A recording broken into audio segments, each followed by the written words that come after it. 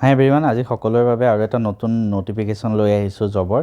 আসাম পুলিচৰ যিহেতু বহুতকেইটা নটিফিকেশ্যন ওলাই গৈছে, তাৰ ভিতৰত আৰু এটা অন্যতম হ'ল SI sub inspector of police, যোনটো নটিফিকেশ্যন তাৰ বাবে চবেই অপেক্ষা কৰি থাকে। আৰু তাতে বহুতকেইটা পোষ্ট ওলাইছে এইবাৰ।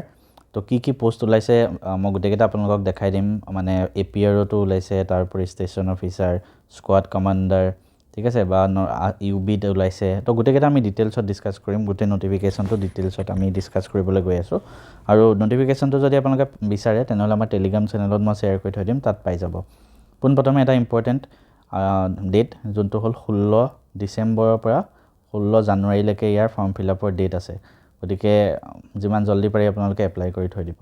তো আমি ডিটেইলটো ভেকেঞ্চি যদি চাওঁ, SI UBৰ কাৰণে 48টা পোষ্ট আছে, ঠিক আছে। আৰু number of post wise reservation যোনটো আপোনালোকে চাই ল'ব পাৰে। মেলৰ বাবে 34, ফিমেলৰ বাবে 14, ঠিক আছে। কেটেগৰী ৱাইজ ৰিজাৰ্ভেশ্যন নটিফিকেশ্যনত চাই ল'ব। তাৰপিছত ছাব ইন্সপেক্টৰ কমিউনিকেশ্যনৰ যোনটো হয়, তাৰ বাবে 4টা পোষ্ট আছে, ঠিক আছে।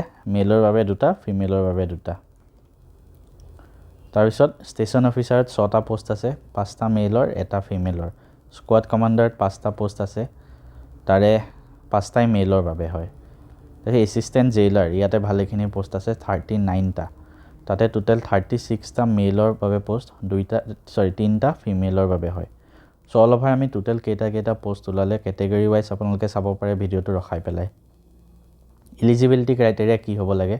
চবেই জানে ইণ্ডিয়াৰ চিটিজেন হ'ব লাগে। আপোনাৰ ওচৰত প্ৰুফ অফ ৰেচিডেঞ্চ থাকিব লাগিব, PRC যোনটো কয়, ঠিক আছে। যদি আপুনি ST SC এইবিলাকৰ চাৰ্টিফিকেট আছে বা OBC MOBC, তেওঁলোকৰ বাবে PRC নালাগে। এমপ্লয়মেণ্ট এক্সচেঞ্জত ৰেজিষ্ট্ৰেশ্যন থাকিব লাগিব, আৰু অসমীয়া বা এনি আদাৰ ষ্টেট লেংগুৱেজ ফ্লুৱেণ্টলি ক'ব পাৰিব লাগিব। এতিয়া বয়স কথাটো আহি যায় বয়সৰ বাবে। তো SI UB আৰু SI কমিউনিকেশ্যনৰ বাবে বয়স কিমান কৈছে? 20ৰ পৰা 26 বছৰ, এজ অন 1 জানুৱাৰী। তো বহুতো এইখিনিতে কনফিউজন লাগি যাব। তো চিম্পলি আপোনালোকে এইটো বস্তু মনত ৰাখিব। Applicant not born before 1 January 2000 or not later than 1 January 2006, মানে আপোনাৰ জন্ম 1 জানুৱাৰী 2000 আৰু 1 জানুৱাৰী 2006 এইটো ডেটৰ ভিতৰত হ'ব লাগিব, তেতিয়া আপুনি এপ্লাই কৰিব পাৰে। ঠিক তেনেকৈ ষ্টেচন অফিচাৰ আৰু স্কোৱাড কমাণ্ডাৰৰ কাৰণে 20ৰ পৰা 24। তাৰমানে কি কৈছে এইবাৰ? 1 জানুৱাৰী 2002 পৰা 1 জানুৱাৰী 2006ৰ ভিতৰত হ'ব লাগিব। এছিষ্টেণ্ট জেইলাৰৰ বাবে 21ৰ পৰা 40। ইয়াত কিন্তু বহুতখিনি এজ আছে। তো ইয়াতে 1986ৰ পৰা জন্ম হ'ব পাৰে, 2005ৰ ভিতৰত জন্ম হ'লেই হ'ল। ৰিলেক্সেশ্যন আছে প্ৰত্যেকটো কেটেগৰীতে। SC ST কাৰণে 5 বছৰ এজ ৰিলেক্সেশ্যন, মানে 5 বছৰ অল্ড হ'লেও হ'ল। OBC MOBCৰ কাৰণে 3 বছৰ, আৰু ex servicemen only for assistant jailer বাবে আৰু 2 বছৰ, ঠিক আছে। এটা কথা মনত ৰাখিব, ইম্পৰ্টেণ্ট পইণ্ট, যে age of the applicants will be calculated on the basis of matric, HSLC admit card, HSLC pass certificate. No other documents shall be accepted. মানে আপোনাৰ এজ প্ৰুফ হিচাপে বাৰ্থ চাৰ্টিফিকেট বা সেনেকুৱা একচেপ্ট নকৰে। Only মেট্ৰিকৰ marksheet বা pass certificate বা admit card, সেইকেইটাহে একচেপ্ট কৰিব as a proof of birth. Education qualification, SI UB আৰু এছিষ্টেণ্ট জেইলাৰৰ বাবে গ্ৰেজুৱেট হ'ব লাগিব, আৰ্টছ ছায়েন্স কমাৰ্চ বা যিকোনো মানে ষ্ট্ৰীমত গ্ৰেজুৱেট হ'লেই হ'ল SI UB আৰু এছিষ্টেণ্ট জেইলাৰৰ বাবে। যদি ষ্টেচন অফিচাৰ আৰু স্কোৱাড কমাণ্ডাৰত লাগে তেনেহ'লে BSc হ'ব লাগিব, ছায়েন্স গ্ৰেজুৱেট, ঠিক আছে, with physics chemistry and maths. যদি কমিউনিকেশ্যনত লাগে তেনেহ'লে BSc হ'ব পাৰে ইলেক্ট্ৰনিক্স IT কম্পিউটাৰ ছায়েন্সত, বা 3 বছৰ ডিপ্ল'মা থাকিব পাৰে in state polytechnic electronics and একেটা ডিপাৰ্টমেণ্টত চাব। তাৰপিছতে MCA হ'ব পাৰে, বা BTech হ'ব পাৰে ইলেক্ট্ৰনিক্স এণ্ড কমিউনিকেশ্যন, বা কম্পিউটাৰ, বা ইনষ্ট্ৰুমেণ্টেশ্যন বা IT, ঠিক আছে। নেক্সট ফিজিকেল ষ্টেণ্ডাৰ্ড কি লাগে, হাইট কিমান লাগে, চেষ্ট কিমান লাগে, গোটেইখিনি বস্তু আপোনালোকে নটিফিকেশ্যনটোত চাই ল'ব পাৰিব। এছিষ্টেণ্ট জেইলাৰৰ বাবে কিমান লাগে, ঠিক আছে।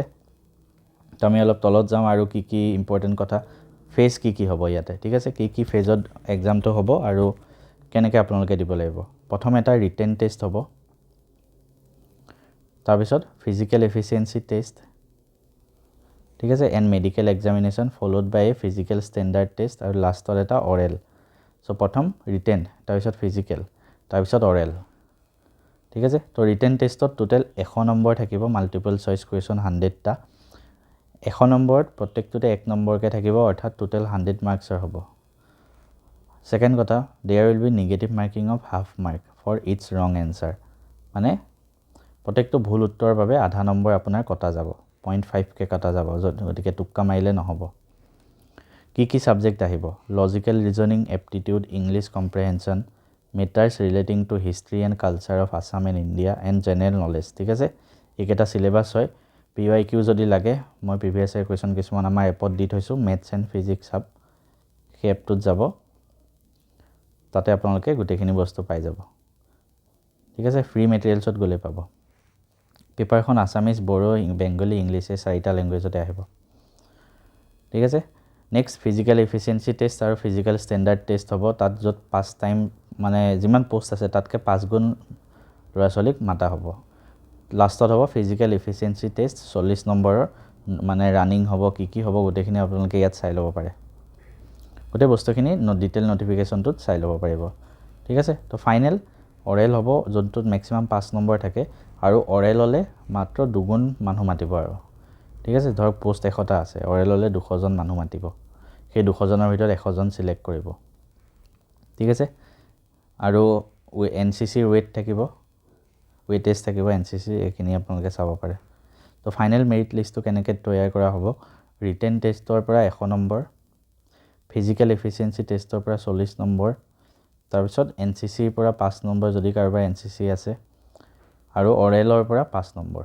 তো টোটেল 150 মাৰ্কছৰ আপোনালোকৰ মানে 150 মাৰ্কছৰ ভিতৰত মাৰ্কছ দিয়া হ'ব ফাইনেলটো। ঠিক আছে, চ' ইমানেই আছিলে নটিফিকেশ্যনটো। ভিডিঅ'টো কেনেকুৱা পালে জনাবলৈ নাপাহৰিব, আৰু কিবা যদি গাইডেঞ্চ লাগে ইয়াৰ ৰিলেটেড, এনি গাইডেঞ্চ, আপোনালোকে কমেণ্ট কৰিব, মই প্ৰভাইড কৰিম। আৰু আমাৰ টেলিগ্ৰাম চেনেলৰ লিংকটো ডেছক্ৰিপশ্যনত দি থৈ দিম, তাতে মই ডিটেইল নটিফিকেশ্যনটো বা ইম্পৰ্টেণ্ট বস্তুবিলাক শ্বেয়াৰ কৰি থাকিম।